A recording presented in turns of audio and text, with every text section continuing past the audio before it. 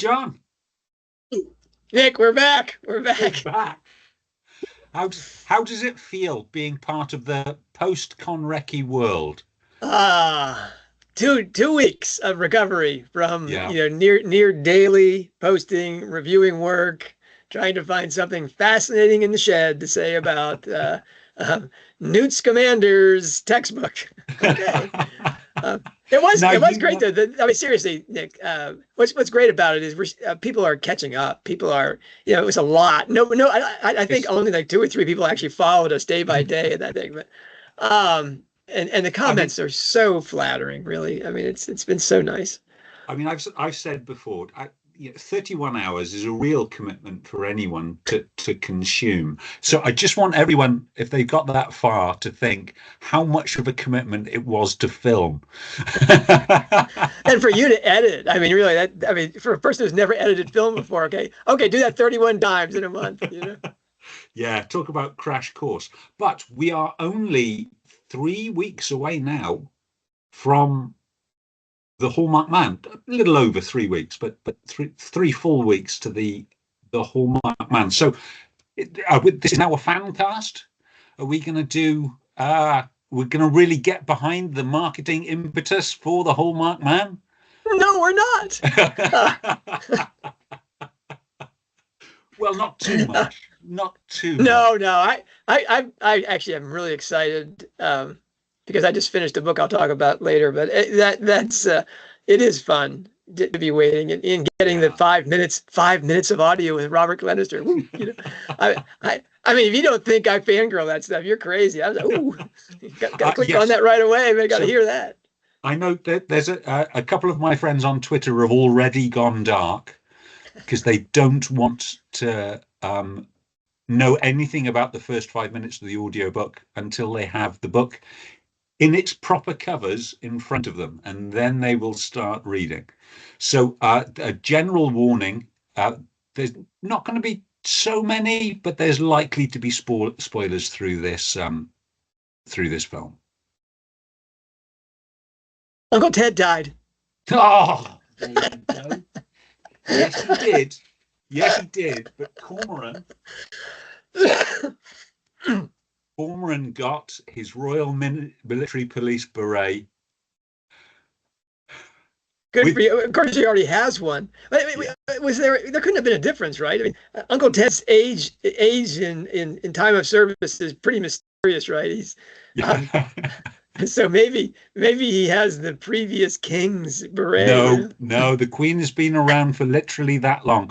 So I think the only difference is, I suspect Uncle Ted's beret was sized at 5 7/8, and I suspect Cormoran Strike's was sized at 59 centimeters. Ah, okay. Wow. Okay. Nick, I'm gonna jump into this. We Okay. want to keep this to a thing. Right? We're more than 2 weeks recovered from our Conrecki Blitz birthday bonanza. 31 July, Lake and Shed Post in celebration of Rowling's life and work. Um, what do you think are the net takeaways from that effort before we go all fangirl here? So um, I actually put a post up on the Hogwarts Professor weblog, basically giving my takeaways, and my overwhelming takeaway is one of pride. So I think we were both a little bit nervous starting this. Was anybody going to be interested? Were people going to be annoyed by getting Substack emails every single day from the one Substack?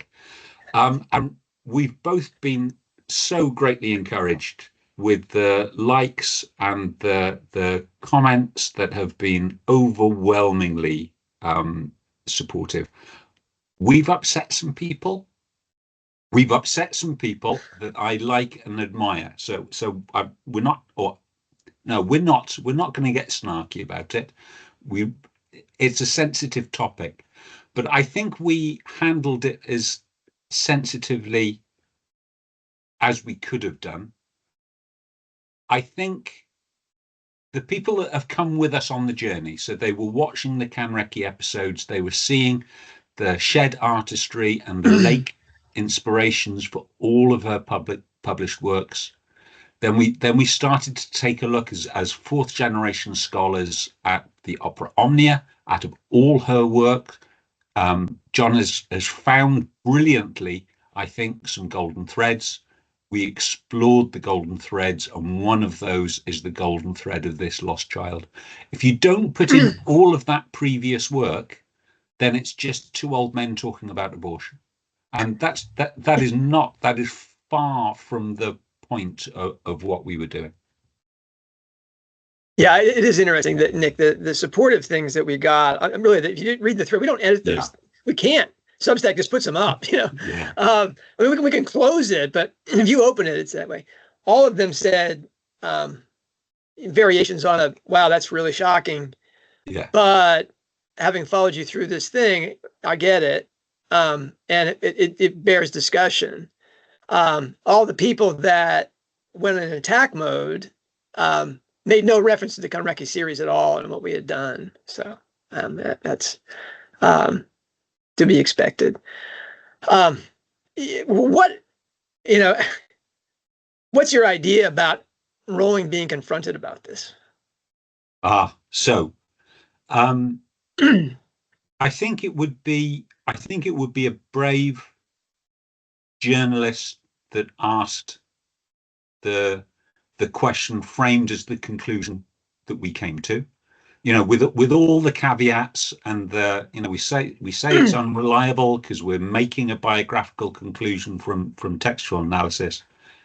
What the question I would really like a journalist or anyone who's given the opportunity to talk to J.K. Rowling, the question I would ask is based around the golden thread. So this theme has been noticed, this theme of lost children and the loss of a child is so pervasive in your work. But what is behind that? What is your inspiration? What is that thing in the lake that is constantly giving you this idea? And hopefully asked it in an open way like that, it would give Rowling the opportunity to talk about it if she so wishes, and then completely debunk what we've come up with and give us a much better idea or confirm the theory. Right, and that's how we would ask the question. Yeah.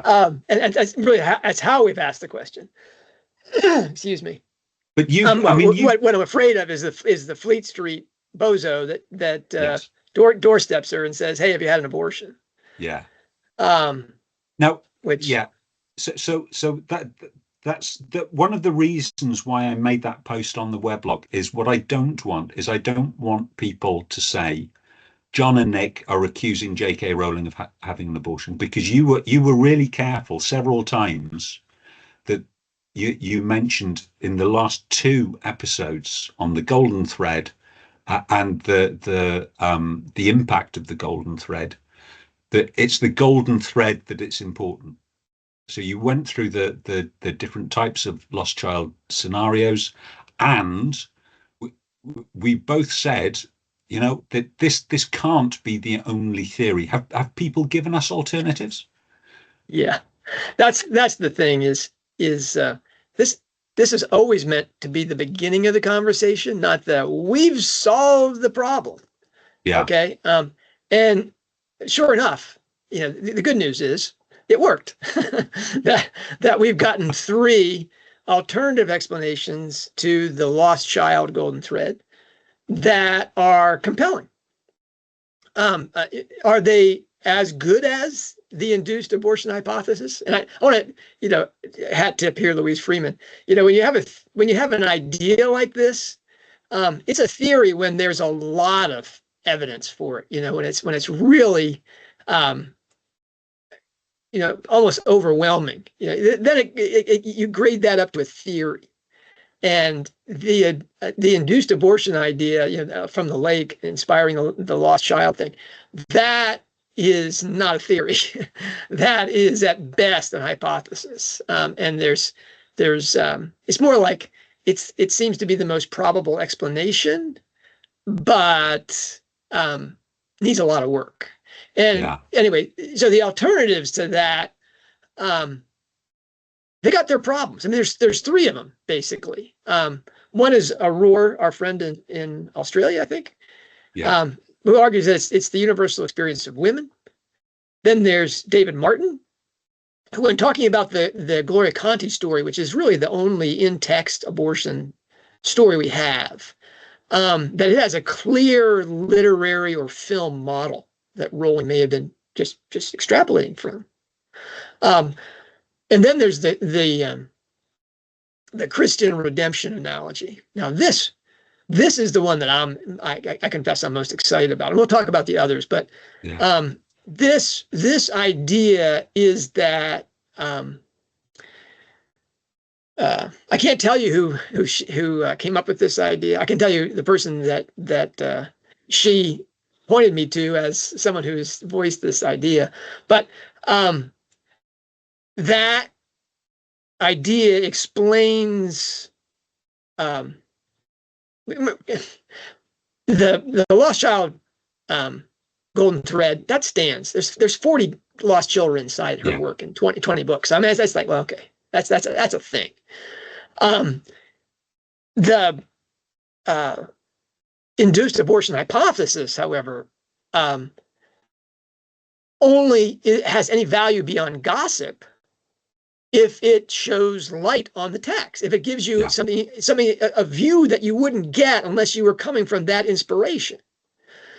And that was the happy birthday, Joe. You know, they were saying, hey, let's take this next step in Rowling studies. And I went through each of the Harry Potter novels and said, look, here is an instance where we have something interior which is exteriorized and eliminated.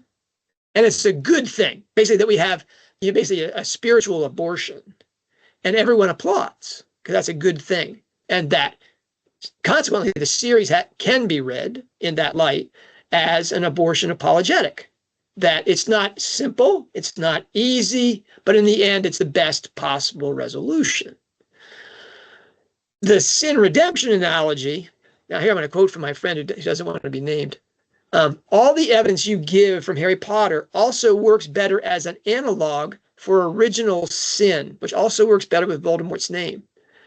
I'm very happy with multiple levels and layering in the series, and I'm happy to say Chamber of Secrets is both phallic and a medieval morality play, but I'm struggling with aborted child and original sin. I don't see it yet. As per my previous email, I have enjoyed this series and enjoy the two of you working together, but I am not willing to go where these last two episodes go. I strongly suggest they be buried somewhere out of sight until a much more careful, nuanced version can be created. Can you guess that this person is an academic? Anyway, I was working this morning and was reminded of Vonneguer's writings. And forgive me, I've never heard Vonneguer's name said out loud, so I hope that's pronounced correctly. Nicholas Vonneguer should probably get credit for unpacking Harry Potter imagery in relation to original sin.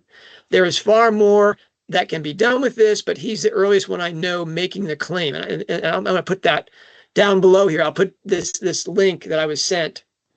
The Vonneguer is writing about original sin and specifically the implicit theology of grace. I'm not going to go through all the original sin thing. I think we understand that you have a fallen nature and that Harry Potter reflects that, and all the good guys reflect that in that they're torn between their base desires and their larger understanding of themselves. You see that especially in most crystallized format in Ron and Deathly Hallows. But we see that Harry and his struggle with, hey, I did it all by myself, but no, I did it with my friends. You know, he can't figure this out.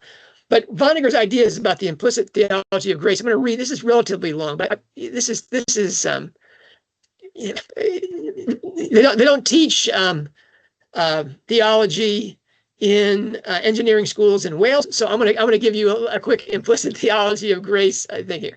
Okay, Vonneguer writes, when we encounter like qualities in our everyday lives, we talk of people being gifted and talented, being lucky and fortunate, and being sociable and able to sustain personal relationships. We are in the presence of people who live by what they are given by chance or by the people without developing any claim on being gifted, without denying their dependence on these gifts, without becoming high-handed because of their luck, and with full appreciation of the gift character of these riches. The Christian believer, however, thinks that these descriptions are only true to a certain extent, that they are too superficial and do not reach the essence of the gift character of human life and its development.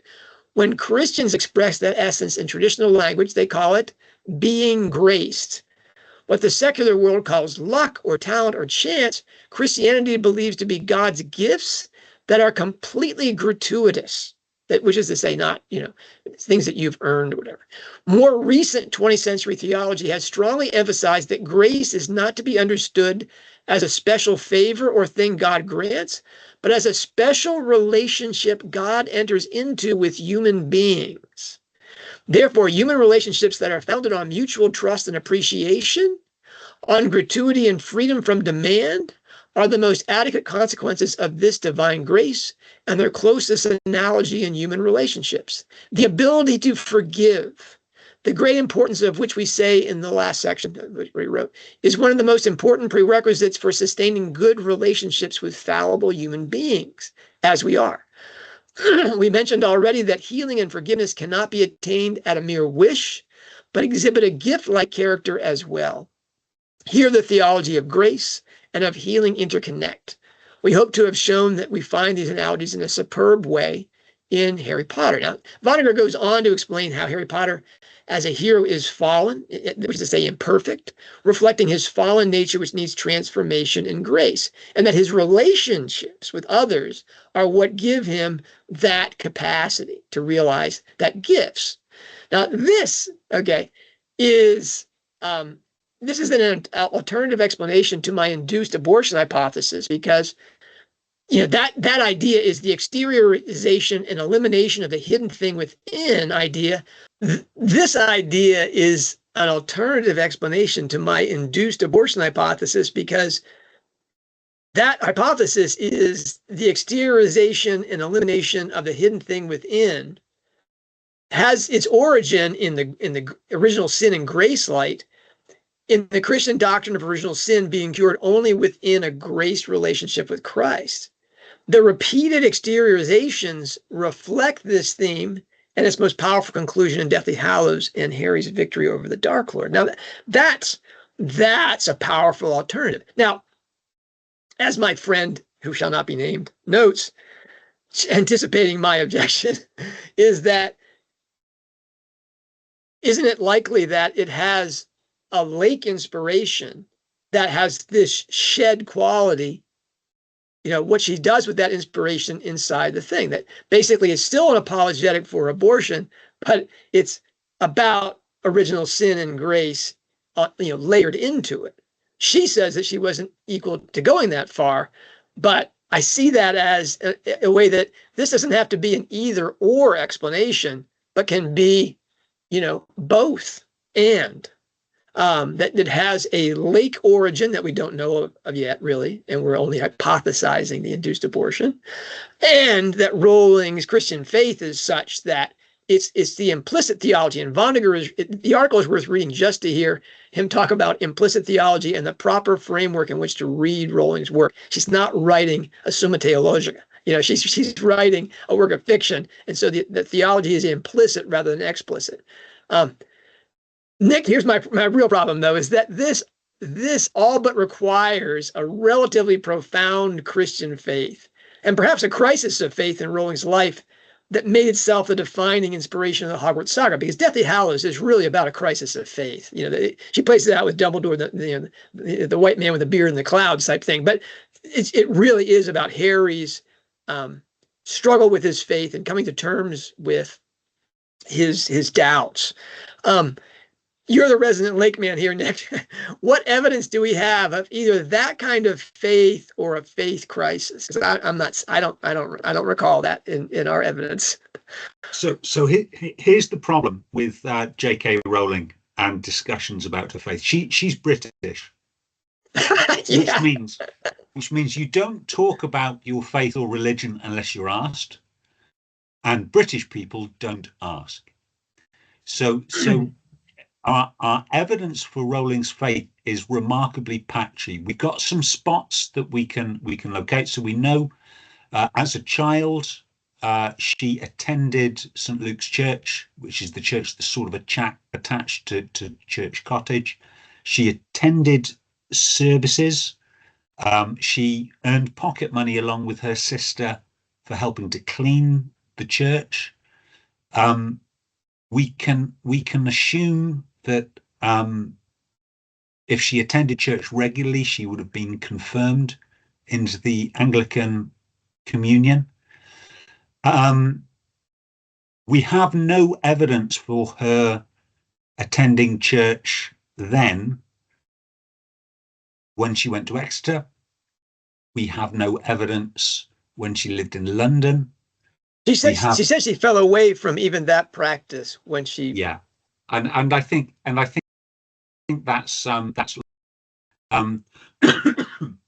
in fact, I'd say it would be common.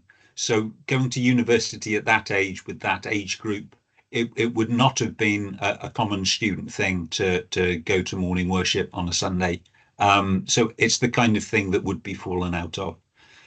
The next evidence we have for her attending a church is in Edinburgh, where we know she attended the Scottish Episcopal Church, which is the Anglican communion within Scotland.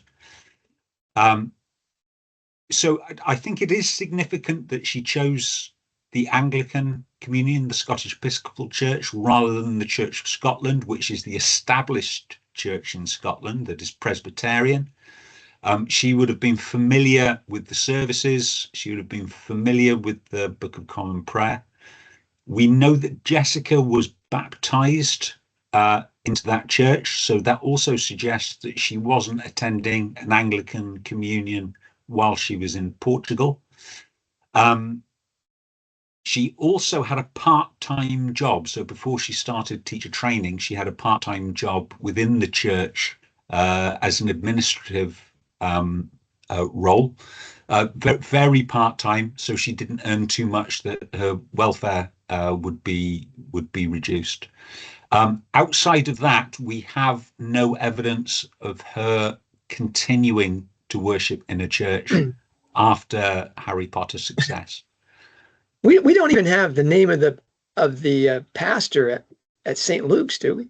No, and I have this annoying habit of, if I don't know something, I really try and dig into it. And there's other than the passage of time, the real challenge with St. Luke's is it isn't a parish church. So it is a church of ease. So it is a church that has been built to service a community where it was felt this community was too far away from their parish church. That meant they didn't have a full-time vicar. So anyone from the parish team could have held services there. I know within the last decade, quite a high-ranking priest used to love to hold services at St. Luke's, and he regularly did that. It's one of his favourite churches. It is a beautiful space. It is a beautiful church. Yeah, it is. So, but we don't know. So absent somebody who is a member of that congregation and is willing to talk to us, it's really difficult for us to know who the priest would have been that J.K. Rowling would have heard his sermons. Do we know anybody who lives nearby, Nick, that might go there some Sunday to look for an older woman to see? Do we know anybody that lives within like a reasonable drive of that place that could do that? So there is somebody that was following the Canrecchi series, but I suspect the last episode has upset them a little bit. So I hope they maybe they go back to the Golden Threads and have a listen to it again and maybe change their mind. In terms of crisis of faith, again, we got very little evidence outside of the text, apart from, so there was one brave interviewer who I think is related to the Archbishop of Canterbury, made a documentary called A Year in the Life.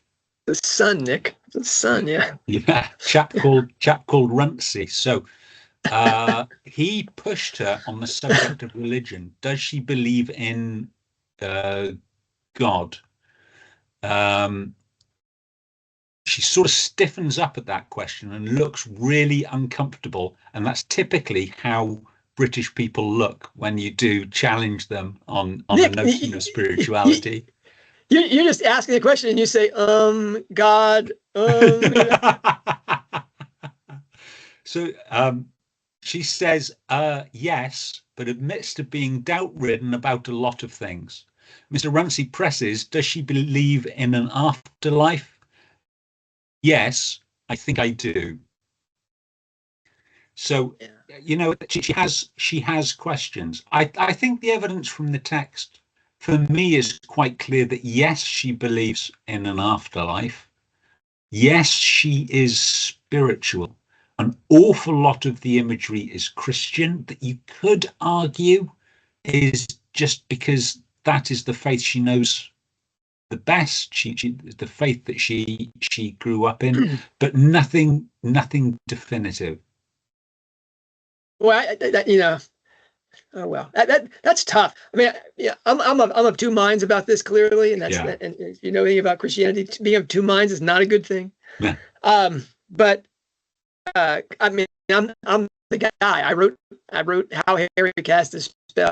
Right. I've written the book about the Christian substance inside these things, and I've read other things like Vonnegut stuff that I've just read. Wonderful.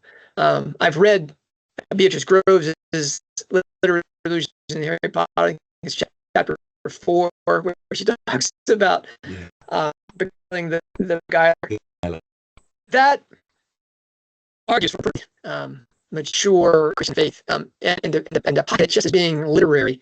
But boy, I also made the argument that Rowling, you know, is spiritual, not religious. She, you know, her misgivings about God are pretty pedestrian, and it's hard to see.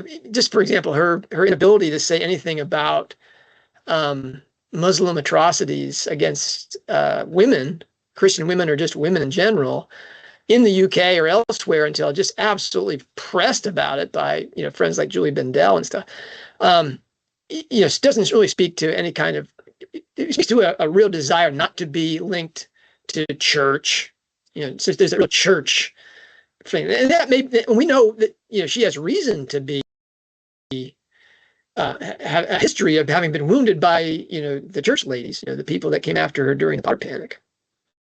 But yeah, it's hard to see the depth and the symbolism and the persistence and the profundity of the Christian content of her work, and then say she's spiritual, not religious. It's a tough thing for me. But anyway, but boy, that's a big question. And we talked about how questions could be asked to her about the induced abortion hypothesis. I definitely want a Brit to help me frame the questions about how to talk to her about her faith. Runcie didn't have much luck, but I think, I mean, he was a little too direct. Do you believe in God? You know, whoa, yeah, that's as you said, that just you could see how uncomfortable she was. Yeah. So is now the time to get Darwinian, John? Yeah. So you and I are both mammals. We happen to be the kind of mammals that don't have the ability to gestate our own young. Those gametes, Nick. Yeah. So yes, our small mobile gametes. So as you mentioned, I think briefly earlier, our friend of the Substack, Iroar, mentioned. Hope he's out there. Hi, Roar. Yeah. Mentioned essentially about the biological solution to the lost child. So it is a fundamental aspect of femaleness, you know, from girlhood into womanhood, that their bodies are developing and changing to enable that ability, that miracle of an ability to gestate young human beings. And it is for anyone who is particularly thoughtful, and I think Rowling is, that's got to take up a fair amount of your subconscious. But could that be the simple explanation? Yeah, this was the first alternative theory we got. We got right in the comments to the threads, and I want to read you Aurore's thing here because it talks explicitly about being an alternative idea. She wrote, whether or not Rowling herself has had an abortion, I got to read this, so forgive me. I think it makes sense. Whether or not Rowling herself has had an abortion, I think it makes sense that she'd want to comment on the topic, given her golden threads about violence against women and girls, pregnancy traps, and mother's love. It occurred to me after writing that comment, I don't think a woman has to have personally experienced an abortion to have spent most of her life thinking about the subject. I reckon a big part of the female psyche from the time one is a girl is a strange combination of awe and terror at the fact that falling pregnant is a power we have, but not necessarily one we can guarantee will always be in our control. In my country, a 2023 landmark study showed 1 out of 3 girls are victims of child sexual abuse. But much more mundane than sexual and domestic abuse, I've known straight friends to fall pregnant by accident, even while using contraception. I think it's a very unique issue in a girl or woman's psyche, because on the one hand, it is one of the worst possible consequences of rape, and therefore it's part of a woman's, as Matt I would say, constant vigilance about the threat and reality of male pattern violence. But on the other hand, and however an individual woman feels about children, it is something both inspiring and grave. As Spider-Man's Uncle Ben said, with great power comes great responsibility. And first of all, or thank you. I want to thank you, first of all, as we requested alternative ideas, and bang, you delivered. And that I can't tell you how reassuring that was. This wasn't just going to get into a pile on about how insensitive John and Nick were to bring this up. I want to thank you too that you made this comment, because if I had made that comment as a man, as the old white guy in the room, I would certainly have been accused of misogyny, because it suggests that all women ever think about is finding a mate and having children and being afraid of being attacked, and that consumes women's minds. And that's not what Aurora is saying, and that's certainly not what I'm saying in dealing with thesis, because that's not true. But it is an essential part of female life and psychology that is neglected by those who want to obscure the differences between men and women, to include men and those women that are of a certain school of feminism. Life and psychology, the potential to be pregnant, that is neglected by those who want to obscure the differences between men and women. Men, because it's convenient for them. Let's just pretend we're all the same, therefore I can treat you badly, like I would a man, and ignore the biological realities here in play. Hence transgenderism and invasion of female spaces, etc. Or women that are feminists of a certain school want to say, no, for women to have equal access and rights and this and that, we have to say that men and women are exactly the same. Rowling, and this is a wonderful book. It's called Becoming Myself, Reflections on Growing Up Female. Now, you don't hear this book referenced very often in Rowling studies, which is a shame. It's a very short piece. It has famous women writing about what it meant to grow up as a woman and how they think about that. And Rowling wrote a pretty short piece on this. It's really 2 pages. But she has this thing in here. She wrote, I can't think. I'll read 3 paragraphs. I never told my family that I wanted to be a writer. They would have told me I didn't have a hope. People in my family did not become writers. There was a great emphasis on mortgages, pensions, and career paths. I felt I would be taken about as seriously as if I had said I wanted to be a pop star, and sternly dissuaded. And then she notes in parentheses, not that it would have worked. I can't think of an occasion when I felt it was useful to be female. I can, however, remember passionately wishing I were a boy on a couple of occasions, but that was because I was dreaming of knocking out a particularly vicious male bully. And here's why I bring this up. The one event that for me triggered a deep experience of feminine power is giving birth. There is nothing more magnificent in the whole of nature. She goes on to talk about her daughter and things. But that statement, the one event for me triggered a deep experience of feminine power is giving birth. There is nothing more magnificent in the whole of nature. Now, that's a fairly profound statement about, a life event that was core and embedded into that.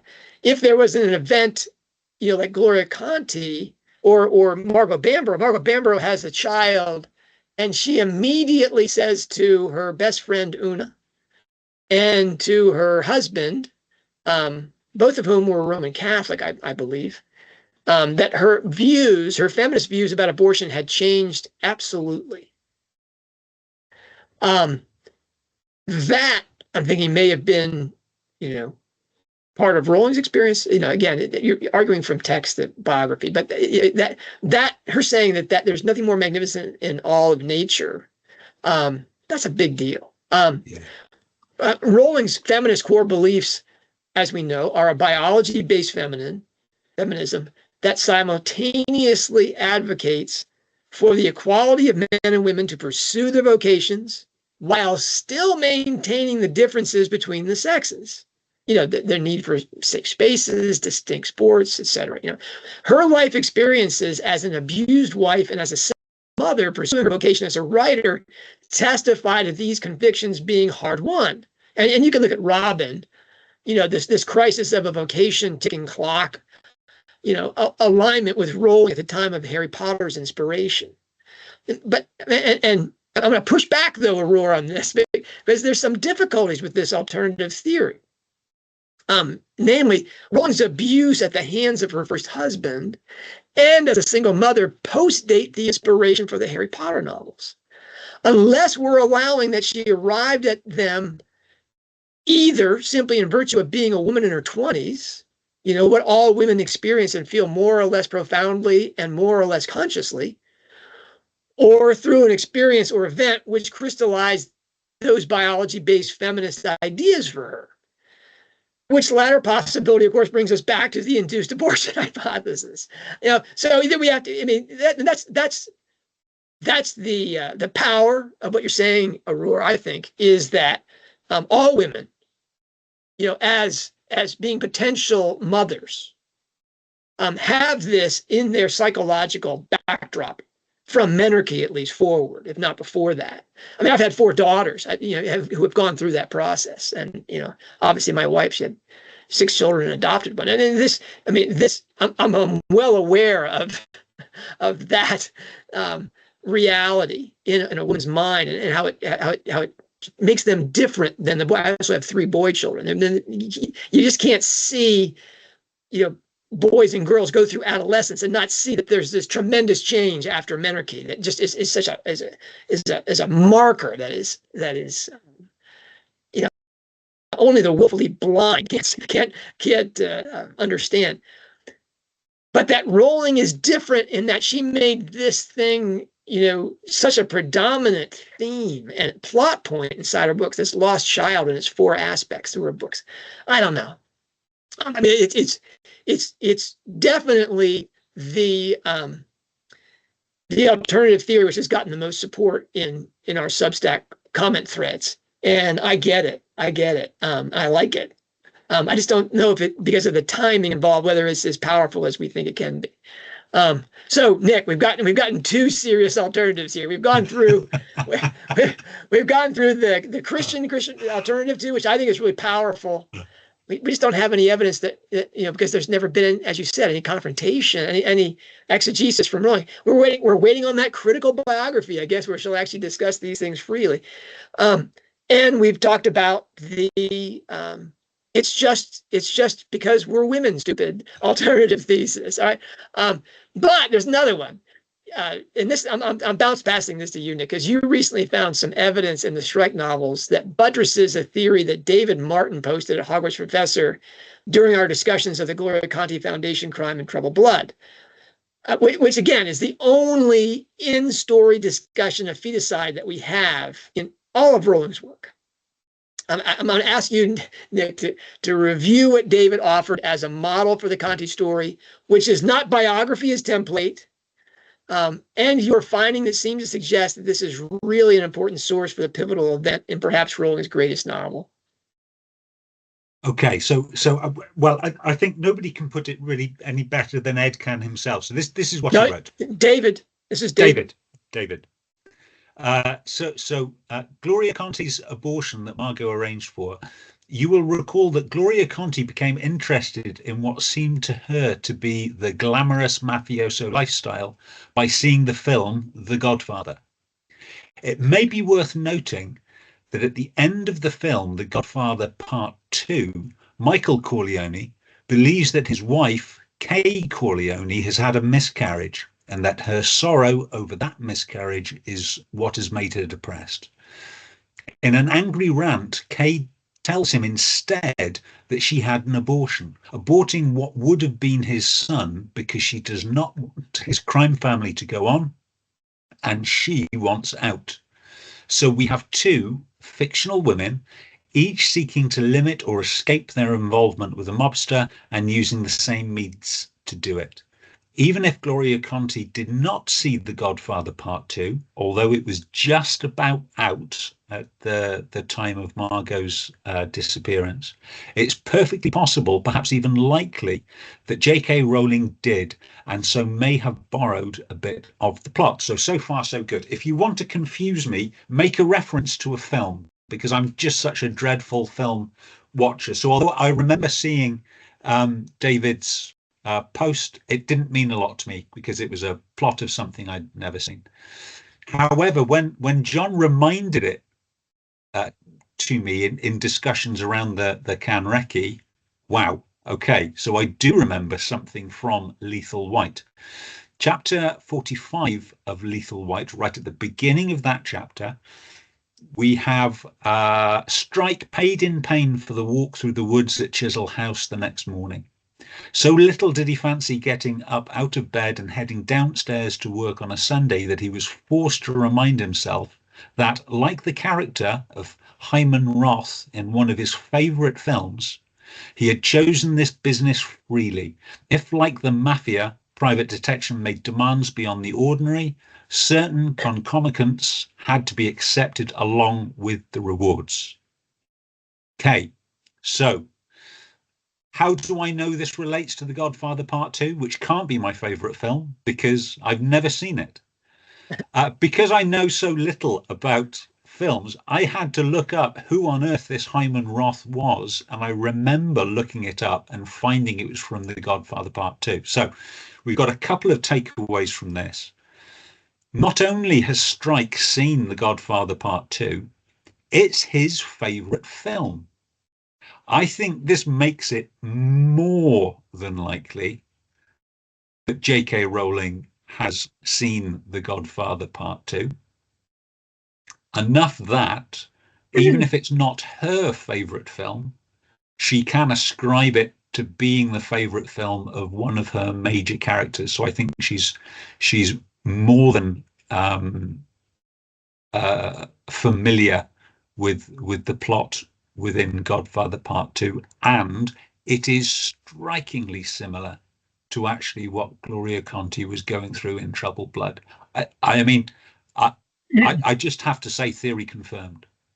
Yeah, hats off to both you and David here. That went right over my head. And I'm not a film watcher either, as you know, and I've not seen the Godfather films, but you looked up the Hyman Roth thing. I was like, wow, why didn't I look that up? Such a great catch. Two things about this. One is that Rowling does mention Godfather Part 2 in Troubled Blood. I think Gloria Conti herself says she would have rather run a mile than go to see the film. She was so sick of The Godfather at that point. Now, we don't know whether Gloria has actually seen the film. She's, as David points out, she's living that film. She doesn't need to see the movie, right? I mean, she's gotten the reward of part one, and now she's living part two. And I think Rowling Galbraith is clearly highlighting that to us to do what David did and go back and look at Godfather Part Two. She didn't see the film, but you should go see the film, and that to me is a real highlight.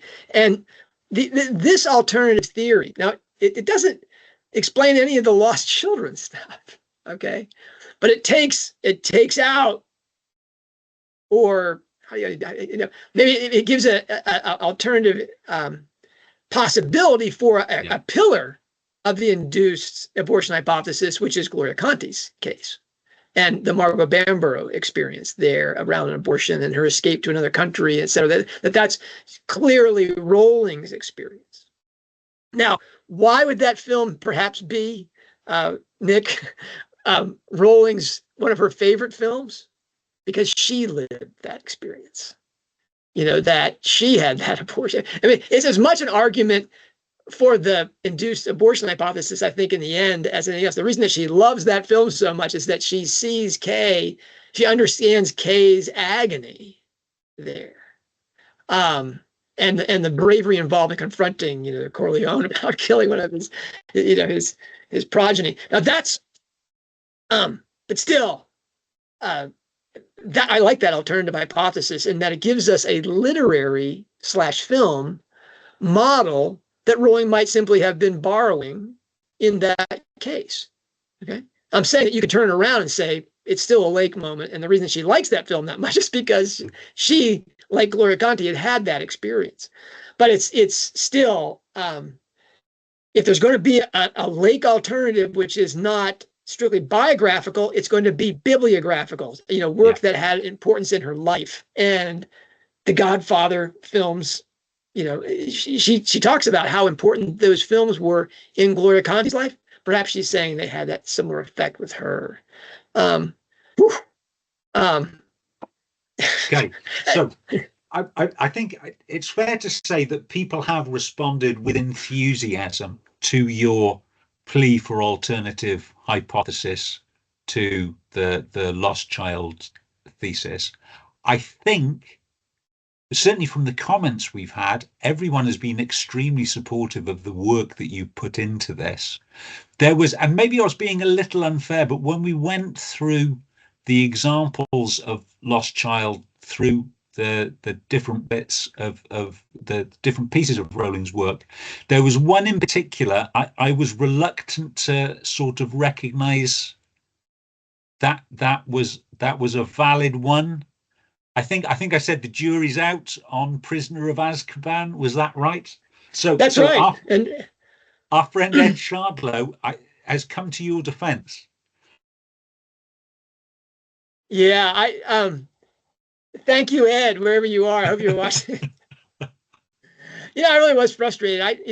Even though I haven't written up the thoughts, I was frustrated by that basically Scabbards was the exteriorized evil, and that was the equivalent of an abortion inside that book. Let me read Ed's comment. Okay, Ed wrote, Hi, ladies and gents. I've been on holiday and just catching up on the end of the Konreki series. I see that Snakewood wasn't the big reveal because you were saving that for the final chapter. He's referencing the fact that Rowling is a snake and that the Snakewood wand of Salazar Slytherin was probably a reference to her Chinese astrological symbol. Anyway, even the penultimate episode enumerating all the lost children and speculating on that theme's Lake origins didn't dilute the impact of seeing how the classic Rowling themes of coercive relationships, motherly love, pregnancy traps, the protection of family, and so on, not only come together in that one golden thread, but how it does indeed illuminate the entire Harry Potter series. It certainly has the ring of truth for me. It certainly explains why morality and mortality are the crucial core to its meaning. The last episode was definitely one of those light bulb moment experiences for me. Love it. Okay. I feel like there may be more abortion analogies in Azkaban. Okay. And then Ed lists some of them. Perhaps the wolf inside Remus. And that's a beautiful one. That you have this thing. But that's also, again, the Christian one, this exteriorized, evil, whatever. But I like that, the werewolf thing. I think there's something quite uterine about the shrieking shack, and maybe something even obstetric. Okay. There's also the execution of the innocent buckbeak. And that's great. This beloved animal that has to be killed, and yet is saved. It's kind of a wish fulfillment thing. But the whole world is saying, you must kill it, you must kill it, you must kill it. There's an abortion echo in that. And the Dementors taking the souls, that's my addition, back to Ed. And the Dementors taking the souls of their victims, against whom the remedy is a reassuring and inspiring Patronus. Now that's, if you see the Dementors, you read the Dementors, this is me again, not Ed. If you read the Dementors through the induced abortion hypothesis, that's a horrible thing. That's like the vacuum abortion thing. It just takes the soul out of you when you have that procedure. But there's a life-saving thing in this inspiring Patronus, that you have a core energy, an essence, which is what saves you from that destructive experience. Really, that's Nick. That saves, I hope, Prisoner of Azkaban for you in terms of the induced abortion hypothesis. That's a wow. Perhaps, and back to Ed. Perhaps that's the embodiment of the good dads saving the innocents under their guardianship. This thread also offers another interpretation of the Christmas pig, the traumatically obliterated DP, forever consigned to the land of the lost. Even though he winds up in a very good place, land of the lost, right? If he's the aborted figure, he winds up in paradise. Anyway, forever consigned to the land of the lost, the replacement CP carrying the love of his lost brother. Wow. I mean, really, Ed, 5 stars for that alternative hypothesis. It's not an alternative hypothesis. Thanks for filling in one of the weakest points in the induced abortion hypothesis reading of Harry Potter with 3 points that I'm going to have to forever credit you as having seen before I did. Anyway. Wonderful. Wonderful. So you're the Christmas pig guy that always sees things in Christmas pig I don't see, Nick. I mean, first of all, did that save your? Yes. You said the jury is still out. Do you think the jury is still out on that in terms of this? I mean, no, more than.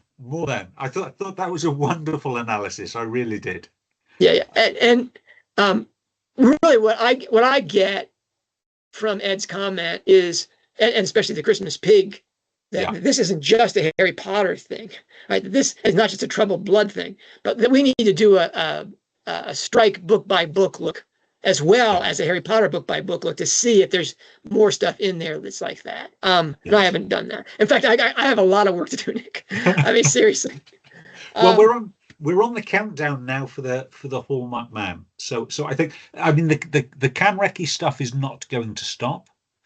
But I think so. Next week, I think it would be great to have a look at the countdown to Hallmark Man. I know you've read The Maid of the Silver Sea, so I'd like to hear a little bit more about that. I know that I've been taking a little look at the marketing, which I have to say, John, has been in terms of professionalism a step above what we've last seen in the last few books.